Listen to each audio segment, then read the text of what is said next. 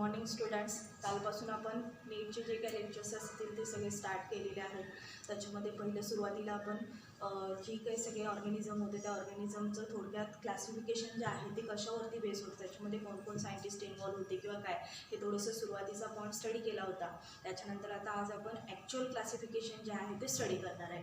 आता याच्यामध्ये काय नेमकं करायचं आहे, तर कालच मी म्हटलं होतं तसं बऱ्यापैकी ऑर्गॅनिझमचा नंबर जो आहे तो वास्ट आहे. मग आता एवढा मोठा नंबर जो आहे तो सहजासहजी आपल्याला लक्षात ठेवणं गरजेचं आहे. तो पॉईंट जो आहे तो सहजासहजी आपल्याला आला पाहिजे किंवा थोडी का असेना त्याच्याशी रिलेटेड इन्फॉर्मेशन आपल्याला मिळाली पाहिजे. जर हे असं करायचं असेल तर स्टडीमध्ये अशा काही टेक्निक्स काल आपण बघितले, सिस्टमॅटिक्स वगैरे स्पेशल ब्रांच बनवल्या आणि त्या ब्रांचच्या अंडर ज्याला स्टडी केलं गेलं त्याला टोटल क्लासिफिकेशन जे आहे ते क्लासिफिकेशन कसं आलं, काय आलं, हे 5 मिनिटात फक्त मी सांगते. त्याच्यामध्ये पहिलं सगळ्यात महत्त्वाचं म्हणजे अरिस्टोटल हे पहिले सायंटिस्ट आहेत की ज्यांनी क्लासिफिकेशन हे टर्म एक्सप्लेन करायला चालू केले. त्याच्यामध्ये क्लासिफिकेशनची डेफिनेशन किंवा काल आपण जे बघितलं सिस्टमॅटिक्स, त्याच्यानंतर तुमचं कॅटेगरी, हिअरचेल क्लासिफिकेशन, हे सगळंच्या सगळं होतंच. कार्ल लिनियस यांनी हे चालू केलंच. पण पहिल्यांदा ज्यावेळेला हे सगळंचे सगळं यूज करून पहिल्यांदा ज्यांनी क्लासिफिकेशन दिलं त्यांचं नेम आहे अरिस्टोटल आणि जवळपास 350 BC या टाईम पिरियडमधला हा फॅक्टर एक्सप्लेन केलेला आहे, म्हणजे तेव्हा सांगितलेलं आहे. तर त्यांनी त्यावेळेला काय केलं होतं, तर त्यांच्याकडे जी काही इन्फॉर्मेशन आहे त्याच्यामध्ये कॅरेक्टरिस्टिक्स म्हणा किंवा त्यांचे जे काय असतील ते सलाईन फीचर हा भाग नव्हता बघा. म्हणजे त्यांनी सुरुवातीला काय केलं, तर जे काही ऑर्गॅनिझम आहे त्याच्यामध्ये फक्त 2च क्रायटेरिया बनवले. एक क्रायटेरिया बनवला ज्यांच्याकडे रेड कलरचं ब्लड आहे असे, दुसरा क्रायटेरिया बनवला ज्यांच्याकडे रेड कलरचं ब्लड नाही आहे, म्हणजे विथ रेड कलर ब्लड आणि विदाऊट रेड कलर ब्लड, असे 2 क्रायटेरिया बनवले, म्हणजे 2 क्लास बनवले. त्याच्यामध्ये इनाइमा आणि दुसरा जो आहे तो अनाइमा. इनाइमा मीन्स विथ रेड ब्लड, ज्यांच्यामध्ये रेड ब्लड आहे त्यांचा एक स्पेशल क्लास बनवला, त्याला काय नाव ठेवलं, इनाइमा. दुसरं सगळ्यात महत्त्वाचं म्हणजे अनाइमा, म्हणजे विदाऊट रेड ब्लड, म्हणजे ज्याच्याकडे रेड ब्लड नाही आहे असे. आता ॲक्च्युली हे इनाइमा जे स्पेलिंग आहे कसं लक्षात ठेवणार, तर तसं जे आहे ते पाहून इरेथ्रोसाइट्स. इरेथ्रोसाइट्स म्हणजेच काय असतात, आपला RBC. RBCचा कलर कसा असतो, रेड. मग ज्यांच्यामध्ये RBC आहे त्यांच्या ब्लडचा कलर कसा असणार आहे, रेड कलर असणार आहे, म्हणजे विथ रेड ब्लड त्याला काय बोलायचं आहे, इनाइमा. आणि राहिलं काय दुसरं, अनाइमा, ज्यांच्याकडे काय असणार आहे तर विदाऊट रेड ब्लड असे ऑर्गॅनिझम जे आहे त्याला काय बोलणार, अनाइमा. असे 2 क्लास बनवले. जवळपास सगळे ऑर्गॅनिझम जे आहे ते क्लासिफाय करायला चालू केले, 2 भागमध्ये डिवाईड केले. पण आता प्रॉब्लेम हा आहे बाळांनो, फक्त त्या ब्लडशी रिलेटेड जर कॅरेक्टर घेऊन जर स्टडी करायचं झालं तर ते शक्य आहे का, नाही. पुन्हा काय केलं बघा, त्याच्यानंतर पुढं दुसरे सायंटिस्ट आले, लिनियस, कार्लस लिनियस यांनी काय केलं बघा. म्हणजे पहिली अरिस्टॉटलची कन्सेप्ट आहे, त्यामुळे पहिल्यांदा क्लासिफिकेशन जे आहे ते कशावर बेस, कोणी, हे सगळ्यात महत्त्वाचं व्यवस्थित परफेक्ट करा. आता दुसरा जो पॉईंट चालू होतो तो दुसरं क्लासिफिकेशन जे आहे, आता कारण रेड ब्लड असणार आहे. आता फॉर एक्झाम्पल समजा तुमचे मायक्रोस्कोपिक ऑर्गॅनिझम म्हणजे तुमचे प्रोटिस्टा किंवा मोनेरा, आता ऑलरेडी तुम्हाला माहिती आहे थोडंफार बरोबर ना. त्याच्यातले कोण घ्यायचं म्हटलं तर त्यांच्याकडे कुठे ब्लड आहे, बरोबर ना, कारण तुमचं व्हायरस वगैरे यांच्याकडे ब्लड नाही आहे. मग असं जर असेल तर मग ते ऑर्गॅनिझम कुठे ठेवायचं, म्हणजे हा जो क्लास आहे किंवा हे जे क्लासिफिकेशन आहे ते युजफुल नाही आहे. मग पुन्हा काय केलं तर कार्लस लिनियस यांनी काय केलं बघा, तर त्याच्यामध्ये 1753ची डिस्कवरी आहे ही. 1753ला एक टर्म त्यांनी डिस्कवर केली आणि 1758ला एक टर्म डिस्कवर केली. दोन्ही जे आहे ते इयर थोडेसे लक्षात ठेवा. त्याच्यामध्ये सरळ त्यांनी लिनियसनी काय केलं, तर जे काय टोटल ऑर्गॅनिझम होते ते 2 पार्टमध्ये डिवाईड केले. एक बनवला किंगडम प्लॅन्टी, त्याला क्लास म्हणूया तोपर्यंत, क्लास प्लॅन्टी बनवला, आणि दुसरा जो बनवला तो ॲनिमलिया. म्हणजे त्यांनी थोडक्यात काय केलं, प्लॅन्ट सगळे आणि ॲनिमल असे 2 भाग केले, दोन्हीकडे टाकून दिले. म्हणजे एक बाजूला प्लॅन्ट्स केले, एक साईडला ॲनिमल्स केले. ज्या बाजूला प्लॅन्टी होते तिथं जवळपास म्हणजे 1753ला जवळपास तिथं 5900 स्पेसीज होत्या प्लॅन्टच्या. ह्या सगळ्या स्पेसीज त्यांनी कलेक्ट केल्या, त्यांची जी काही इन्फॉर्मेशन असेल ती सगळी कलेक्ट केली आणि त्यांनी असं एक स्पेसिफिक बुक बनवलं. त्या बुकचं नेम आहे स्पेसीज प्लॅन्टारम. त्या बुकच्या अंडर सगळ्या स्पेसीज ज्या आहेत त्या स्टोअर केल्या. तसंच सेम काय केलं, 53 नंतर जवळपास 58पर्यंतचा बराचसा पिरियड मिळाला. त्याच्यामध्ये त्यांनी असे काही ॲनिमलच्या स्पेसीज डिस्कवर केल्या. त्याच्यामध्ये जवळपास 4326 स्पेसीज होत्या ॲनिमलच्या. ते सगळं एकत्र केलं आणि सिस्टिमा नॅचुरी नावाचं एक स्पेशल बुक बनवलं. त्याच्यामध्ये सरळ ते सगळं इन्क्लूड केलं. म्हणजे स्पेसीज प्लांटारममध्ये काय केलं, प्लांट स्पेसीज सगळ्या स्टोअर केल्या आणि सिस्टिमा नॅचुरी नावाचं एक बुक बनवलं नेचर थ्रू आले म्हणून याला नेचर असं बोलतात. त्याच्यामध्ये काय केलं, ॲनिमल्सच्या सगळ्या स्पेसिस स्टोअर केल्या. म्हणजे प्लांट्स आणि ॲनिमल्स यांच्या जे काय असतील ते मिळालेल्या ज्या 1753 आणि 1758ला ज्या काय मिळालेल्या स्पेसिस होत्या ते त्यांच्याकडे जेवढा नंबर होता त्यांनी तेवढा काय केला, क्लासिफाय केला. आता पुढे जाऊन पुन्हा तिथून पुढे जर बघितला तर पुन्हा हे काय जे काय अर्थशास्त्राचं जे काय ऑर्गॅनिझम म्हणजे डिस्कवरी किंवा ऑर्गॅनिझमचं फॉर्मेशन हे काय थांबलं नव्हतं बाळांनो. म्हणजे परत आता पुन्हा काय झालं बघा. तर सरळ सरळ मग अशी म्हणताना एक वाक्य तुम्हाला म्हटलं होतं, जे प्लांट्स आणि ॲनिमल आहेत ठीक आहे ते सोडूनही असे काही मायक्रोस्कोपिक ऑर्गॅनिझम आहेत ना आपल्याकडं, अल्ट्रा मायक्रोस्कोपिक फॉर्म आहे. मग त्यांना जर ठेवायचं झालं तर मग त्यांना कुठे ठेवायचं. मग पुढं त्याच्यानंतर हुकेले सायंटिस्ट आले. त्यांनी सरळ सरळ काय केलं, प्लांटही तसंच ठेवला, ॲनिमलही तसंच ठेवला. आणि नवीन एक म्हणजे त्या दोघांच्या इंटरमिडिएट ज्याच्या प्रॉपर्टी आहेत किंवा त्याला कनेक्टिंग लिंक असं बोललं जातं, त्या दोघांच्या बरोबर सेंटरच्या प्रॉपर्टी किंवा सलाईन फीचर ज्याच्याकडे आहे तो एक नवीन क्लास बनवला, नेम ठेवलं त्याचा प्रोटिस्टा. म्हणजे आता आपल्याकडे 3 क्लास झाले, प्लांटी, प्रोटिस्टा आणि ॲनिमालिया. ॲनिमालियामध्ये सगळे ॲनिमल्स टाकले, प्लांटीमध्ये सगळे प्लांट्स टाकले आणि प्रोटिस्टा हा असा कनेक्टिंग लिंकचा जो काय असेल तो क्लास बनवला, त्याच्यामध्ये प्लांटचे पण कॅरेक्टर असतील आणि ॲनिमलचे पण कॅरेक्टर असतील. पुन्हा हे झालं हुकेल यांचं क्लासिफिकेशन. पण आता पुन्हा ज्याला प्रोटिस्टा स्टडी करायला घेतला तेव्हा प्रोटिस्टामध्ये असे काही लोअर ऑर्गॅनिझम मिळाले जे अल्ट्रा मायक्रोस्कोपिक आहेत, मायक्रोस्कोपिक आहेत, त्याच्यामध्ये पण हाई लोअर ऑर्गॅनिझम आहेत. म्हणजे आता तो क्लास जो आहे तो तसाच चालणार नाही आहे. त्याच्यानंतर पुढे अजून एक सायंटिस्ट आले, कोपीलँड. कोपीलँड यांनी काय केलं बघा, म्हणजे पाठीमागच्यांची सगळ्यांची डिस्कवरी आहेच, ते काय सोडून द्यायचं असं काय नाही आहे. त्यांच्यामध्ये जे काय मिळेल ते इन्फॉर्मेशन घेत आपण पुढं आलो. आणि शेवटी 4 नंबरला आहेत कोपीलँड. कोपीलँड यांनी सरळ सरळ काय केलं, जो मायक्रोस्कोपिक किंवा अल्ट्रा मायक्रोस्कोपिक पार्ट जो होता ना त्याचा एक स्पेशल क्लास बनवला आणि त्या क्लासला नेम काय ठेवलं, मोनेरा. आता पुन्हा क्लासिफिकेशन जे आहे ते 4 पार्टमध्ये आलं. पहिला क्लास बनवला Monera, smaller organism, microscopic, ultra microscopic सगळे टाकले. सेकंड वन बनवला त्याच्यात थोडीशी डेव्हलपमेंट असणारा प्रोटिस्टा बनवला. थर्ड वन बनवला प्लांटी आणि लास्ट वन ठेवला ॲनिमालिया. असे टोटल 4 क्लास त्यांनी बनवले.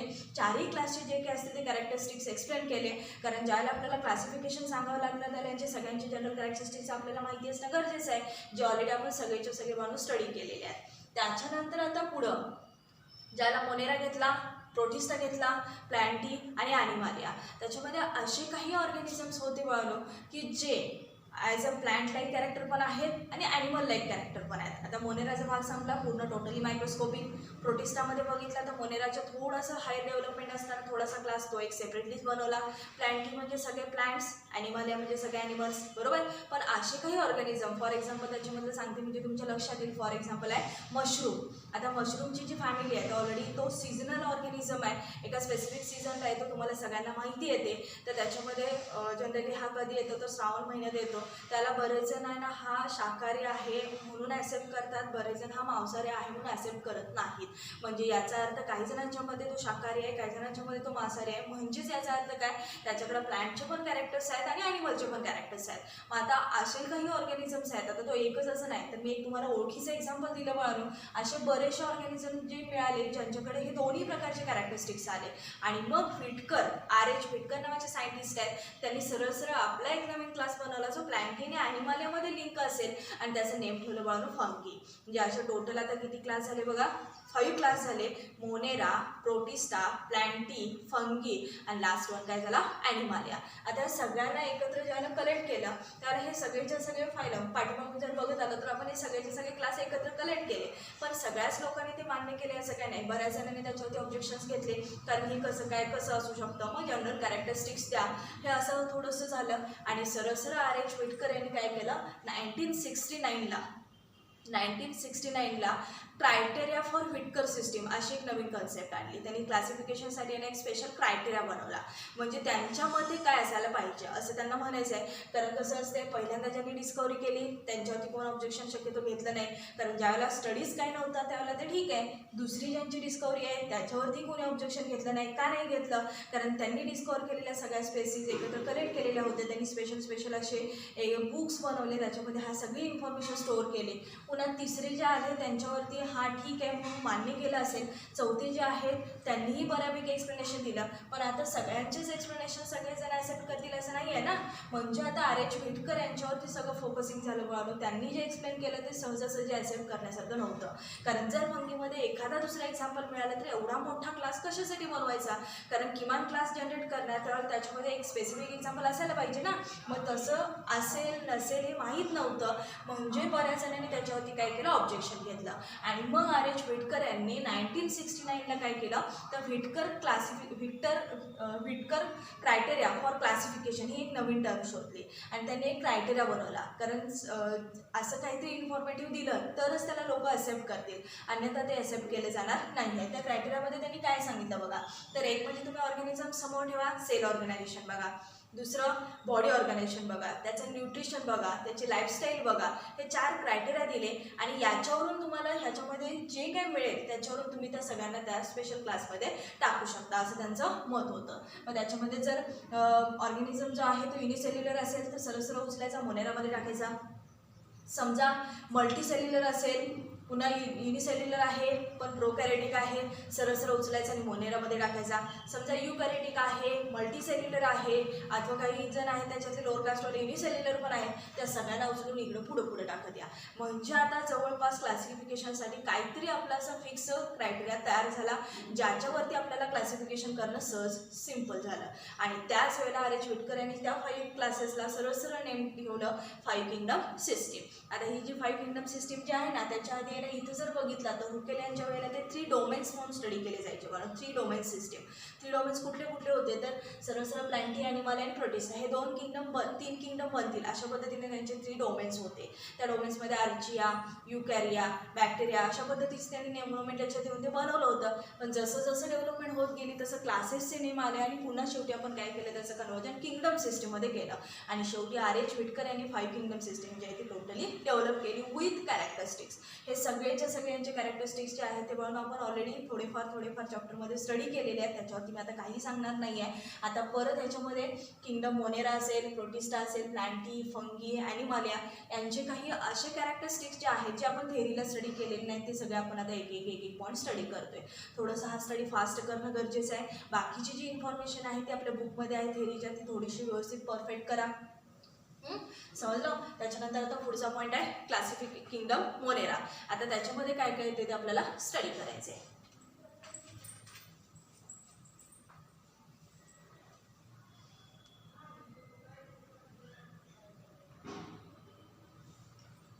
त्याच्यानंतर पुढे बघू किंगडम मोनेरा. एक किंगडम आपल्याला स्टडी करायचं आहे, आता तुम्हाला म्हटलंच आहे.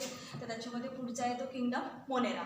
आता पहिलाच किंगडम हा आहे, याचे कॅरेक्टरिस्टिक्स वगैरे आपण ऑलरेडी सगळे स्टडी केलेले आहेत. तर आता थोडंसं महत्त्वाचे पॉईंट जे आहेत क्लासिफिकेशन वगैरे हे सगळं आता आपण स्टडी करतोय. जनरल कॅरेक्टरिस्टिक्समध्ये सांगायचं झालं तर पहिलं सगळ्यात महत्त्वाचा हा कसा आहे, प्रिमिटिव्ह टाईप प्रोकॅरियोटिक आहे. आणि दुसरं सगळ्यात महत्त्वाचं अल्ट्रा मायक्रोस्कोपिक आहे, युनिसेल्युलर ऑर्गॅनिझम आहे. म्हणजे याचा अर्थ काय असणार आहे, डेव्हलपमेंट जी आहे ती थोडीशी वीक असेल. आता याचा ऑकरन्स वगैरे हा जो फॅक्टर आहे ना याच्यावरती त्यांनी त्याचं क्लासिफिकेशन केलेलं आहे. तर मुळात क्लासिफिकेशन जे आहे ते सुरुवातीला काय केलं होतं तर 2 क्लास बनवले होते. एक म्हणजे आर्चिबॅक्टेरिया आणि दुसरा जो आहे तो युबॅक्टेरिया. पहिला क्लास जो आहे तो त्याला पण बोललो आपण आर्चिबॅक्टेरिया आणि दुसरा जो आहे तो युबॅक्टेरिया. आता ॲक्च्युली हे क्लासिफिकेशन कशावरती केलं होतं तर बॅक्टेरिया म्हणजे मोनेरा हा टोटली क्लास कशाचा आहे तर बॅक्टेरियाचा आहे. मायक्रोस्कोपिक, अल्ट्रा मायक्रोस्कोपिक ऑर्गॅनिझम सगळे आपण त्याच्यामध्ये इन्क्लूड केलेत. आता तो जो बॅक्टेरियाचा क्लास आहे त्या बॅक्टेरियाच्या क्लासमध्ये काही लोअर बॅक्टेरिया पण आहेत, काही हायर बॅक्टेरिया पण आहेत. ज्या लोअर बॅक्टेरिया त्याला काय बोललं जातं archaebacteria. It is also called as primitive prokaryotics और it is also called as ancestral bacteria. हे सगळ्यात महत्त्वाचं म्हणजे ज्या एकदम सुरुवातीच्या काळात जे सापडलं होतं ना एकदम स्टार्टिंगचं जे काही ऑर्गॅनिझमचं फॉर्मेशन होतं ते ॲन्सेस्टंट बॅक्टेरिया म्हणून स्टडी केलं गेलं. त्याच्यानंतरचा जो थोडंसं डेव्हलपमेंट झालेला क्लास आहे त्याला काय बोललं तर you bacteria. It is also called as true bacteria. म्हणजे बॅक्टेरियाचे जे स्पेशल कॅरेक्टर आहेत ते त्यांच्याकडे सगळेचे सगळे बघायला मिळाले. याच्याकडे ते थोडे कॅरेक्टरिस्टिक्स जे आहेत ते थोडेसे कमी होते किंवा थोडेसे वीक ह्याच्यामध्ये तुम्हाला बघायला मिळाले. त्याच्यामध्ये आता परत पुन्हा आर्चिबॅक्टेरियाचा जो क्लास आहे डिवायडेड इंटू 3 पार्ट्स. मिथॅनोजेन्स, दुसरा आहे हॅलोफिल्स आणि तिसरा जो आहे तो थर्मो ॲसिडोफिल्स. म्हणजे असे 3 क्लास बनवले, मिथॅनोजेन्स, हॅलोफिल्स आणि तिसरा बनवला थर्मो ॲसिडोफिल्स. तसंच बॅक्टेरियाचे पण 2 क्लास बनवले, एक बॅक्टेरिया असा ठेवला आणि दुसरा जो बनवला तो सायनो बॅक्टेरिया. आता बॅक्टेरियामध्ये काय असणार आहे, सायनो बॅक्टेरियामध्ये काय असणार आहे ते आता आपण स्टडी करणारच आहोत. बॅक्टेरियाची एक स्पेशल मोठी फॅमिली आहे, सायनो बॅक्टेरियाची एक स्पेशल फॅमिली आहे, ते जे काय काय आहे ते आपण स्टडी करणार आहोत. त्यात आता सुरुवातीला पहिल्यांदा आपण काय बघूया, आर्ची बॅक्टेरिया. आता आर्ची बॅक्टेरियाचा जो क्लास आहे तो प्रिमिटिव्ह टाईप प्रोकॅरियोटिक, म्हणजे कॅरेक्टरिस्टिक्समध्ये अगदीच डेव्हलपमेंट नाही आहे. म्हणजे सुरुवातीचा म्हणजे अगदी ज्याला ओरिजिन म्हणजे अर्थचं ओरिजिन किंवा अर्थचं फॉर्मेशन ज्याला स्टार्ट झालं तेव्हा त्यावेळेचा हा क्लास आहे. आणि त्याच्यामध्ये त्याला बोलताना काय बोललं जातं, ॲन्सेस्टल बॅक्टेरिया असं ॲक्च्युली बोललं जातं. आता ॲन्सेस्टल बॅक्टेरियामध्ये ऑकरन्स म्हणून त्याचं त्यांनी क्लासिफिकेशन केलेलं आहे. तर एक म्हणजे मिथॅनोजेन्स, दुसरा बनवला हॅलोफिल्स, तिसरा बनवला थर्मो ॲसिडोफिल्स. त्याच्यामध्ये मिथॅनोजेन्स जो आहे हा स्पेशल ज्यावेळेला आहे ना, सुरुवातीला आता गावाकडे वगैरे तुम्ही बघितलं असेल किंवा गावी कधी केलं असेल तर तिथं तुम्हाला बायोगॅस प्लांट बघायला मिळतात. गोबर गॅस असं बोलतात त्याला मराठीमध्ये. तर बायोगॅस प्लांट जो आहे तो जवळपास गावाकडे सगळ्यांच्याकडे असतो. का असतो, कारण त्यांच्याकडं जे काही गाई म्हशी वगैरे आहेत त्यांचं जे काही फिकल मॅटर असेल, त्यांचं युरिन असेल, तर त्याच्यावरती हा गॅस प्रोडक्शन होतं. म्हणजे ॲक्च्युली आर्ची बॅक्टेरियामधला पहिला क्लास जो आहे तो मिथॅनोजेन्स बनवला आणि त्याच्यामध्ये सगळेचे सगळे फर्मंटेशनसाठी युजफुल बॅक्टेरिया सगळ्या इन्क्लूड केल्या. म्हणून त्या क्लासला ॲक्च्युली फर्मंटर बॅक्टेरिया असंही तुम्ही म्हटलं तरी चालेल. सगळ्यात महत्त्वाचं म्हणजे त्या कशामध्ये इन्व्हॉल्व होतात, तर फर्मंटेशन प्रोसेसमध्ये इन्व्हॉल्व होतात. आता फर्मंटेशनमध्ये ॲक्च्युली काय करतात, तर यांना बोलताना ऑब्लिगेट अनएरोब्स असं बोललं जातं. म्हणजे यांना हा फ्री मॉलिक्युलर ऑक्सिजन यूज करत नाहीत. एरोबिक रेस्पिरेशन ज्यांच्यामध्ये होतं म्हणजे थोडक्यात काय, तर ऑक्सिजन यूज करतात. अनएरोबिक म्हणजे काय, तर जे रेस्पिरेशनसाठी ऑक्सिजन यूज करत नाही. म्हणजे आपण हा फर्मेंटेशन प्रोसेससाठी यूज करू शकतो. तर जास्तीत जास्त बनवून याच्यामध्ये म्हणजे अशा काही बॅक्टेरिया स्पेसिस आहेत तर जे काही तुमच्याकडं मॉडेल असेल, डिकम्पोज्ड मॉडेल असेल, तर ज्याचं कन्वर्जन त्या मिथेनमध्ये करतात त्या सगळ्या क्लासला काय बोललं जातं, मिथॅनोजेन्स. त्याच्यामध्ये ज्या काय बॅक्टेरिया स्पेसिस येतील त्या सगळ्याच्या सगळ्या काय म्हणून ओळखल्या जातात, मिथॅनोजेन्स. त्याच्यामध्ये 2 एक्झाम्पल आहेत, मिथॅनोबॅक्टेरियम एक आहे आणि मिथॅनोकोकस एक आहे. आपल्याला 12thला बायोगॅस प्लांट बघितलेला आहे आपण. त्याच्यामध्ये ह्या दोन्ही बॅक्टेरिया स्पेसिस ज्या आहेत ते रॅशनसाठी यूज केला. त्याच्यामध्ये ॲसिडोबॅक्टर, बॅक्टेरियम वगैरे हे सगळ्याचे सगळे यूज केलं जातं. म्हणजे मिथॅनोबॅक्टेरियम आणि मिथॅनोकोकस ह्या 2 टाईपच्या व्हरायटी ज्या आहेत त्या स्पेसिस ज्या आहेत त्या कशासाठी यूज केल्या जाणार आहेत, तर तुमच्या बायोगॅस प्लांटसाठी यूज केल्या जातात. ते सगळ्यात महत्त्वाचं. आणि इथं असणाऱ्या बॅक्टेरिया सगळ्याचं सगळं वर्क काय करणार, फर्मंटेशन वर्क करणार आणि प्रोडक्शन कशाचं करणार, तर मिथेनचं. आणि मुळात मिथेन जो आहे तो कसा बनवणार, तर गॅसियस स्टेटमध्ये. तेही सगळ्यात महत्त्वाचं आहे. पुढं त्याच्यातलाच अजून एक छोटासा क्लास बाजूला केला, नेम ठेवलं त्याचं हॅलोफिल्स. तर अशा काही बॅक्टेरिया स्पेसिस आहेत की ज्या सॉल्टमध्ये येतात. म्हणजे त्यांना थोडक्यात काय बोललं जातं, salt loving bacteria. Salt loving bacteria. आणि पुन्हा ते सॉल्टचं कॉन्सन्ट्रेशन कसं असायला पाहिजे, तर थोडंसं वीक स्ट्रॉंग अशा ह्याच्यामध्ये येतं ते. तर सॉल्टचं कॉन्सन्ट्रेशन जे आहे ते कसं सांगितलं आपल्याला, तर हाय कॉन्सन्ट्रेटेड पार्ट जिथं असेल, म्हणजे हाय कॉन्सन्ट्रेटेड सॉल्ट जिथं असेल तिथं ह्या बॅक्टेरिया स्पेसिसचा क्लास तुम्हाला बघायला मिळेल. त्याच्यानंतर तिसरा एक क्लास बनवला थर्मो ॲसिडोफिल्स. त्याच्यामध्ये ह्या ज्या बॅक्टेरिया स्पेसिस आहेत नावातच त्याच्या जवळपास सगळं आहे. थर्मो म्हणजे टेम्परेचरशी रिलेटेड, ॲसिडो म्हणजे ॲसिडशी रिलेटेड आणि पुन्हा जसं इकडं पाठीमागं होतं तसं फिल्स जसं आहे तसं इथं पण काय ठेवलं आहे, फिल्स म्हणजे ऑर्गॅनिझम.